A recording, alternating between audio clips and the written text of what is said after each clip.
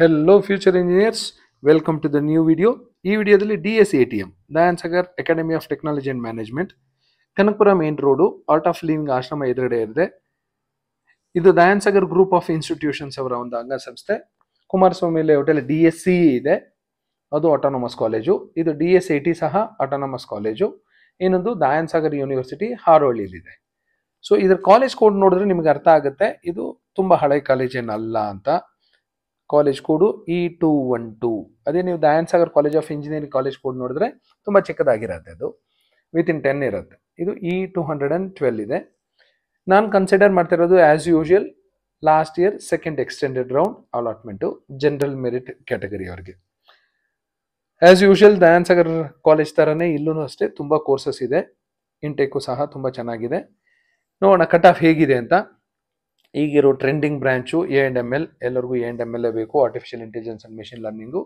Last year second extended ರೌಂಡಲ್ಲಿ last ಕ್ಯಾಂಡಿಡೇಟ್ಗೆ allot ಆಗಿದ್ದು 26,119. 26,120 ಬಂದಿರೋರ್ಗೂ A&ML ಈ ಕಾಲೇಜಲ್ಲಿ ಸಿಕ್ಕಿಲ್ಲ. ಕಂಪ್ಯೂಟರ್ ಸೈನ್ಸ್ ಅಂಡ್ ಡಿಸೈನ್ ಅದರ ಕೋರ್ಸ್ ಕೋಡು CD 38,138 ಬಂದಿರೋರ್ಗೂ ಸಿಕ್ಕಿದೆ. ಸಿವಿಲ್ಲು 2,64,000ವರೆಗೂ ಹೋಗಿದೆ. Computer science specialisation in artificial intelligence 26,414. Core computer science 22,062. So ನಿಮ್ಗೆ ಕಂಪ್ಯೂಟರ್ ಸೈನ್ಸೇ ಬೇಕು, Dayan Sagar academy of technology ಅಂದರೆ ಅರೌಂಡ್ 20,000 ಬಂದರೆ you can keep hopes. Computer science ಇನ್ನೊಂದು allied course computer science in cyber security 31,862 ಬಂದಿರೋರ್ಗೂ ಲಾಸ್ಟ್ ಇಯರ್ ಸಿಕ್ಕಿತ್ತು. ಇನ್ನೊಂದು allied course of computer science computer science engineering in data science 28,017.